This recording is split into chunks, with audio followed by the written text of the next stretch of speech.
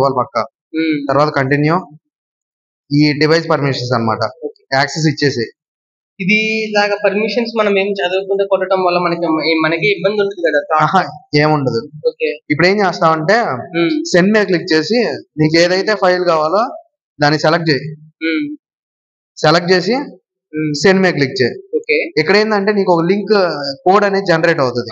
ఈ కోడ్ ఏం చేస్తావంటే ఎవరికైతే షేర్ చేయాలనుకుంటున్నావో వాళ్ళకి చెప్పు, లేదా షేర్ లింక్ మీద క్లిక్ చేసి సైన్ ఇన్ అడుగుతుందిలే, సైన్ ఇన్ అయితే షేర్ లింక్ వస్తుంది.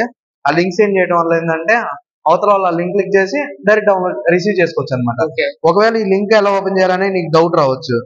ఈ లింక్ ఎలా ఓపెన్ చేయాలంటే రిసీవ్ అని ఉంది కదా కింద, రిసీవ్ మీద క్లిక్ చేయి. ఇక్కడ ఇన్పుట్ కీ అని ఉంది, ఇన్పుట్ కీ మీద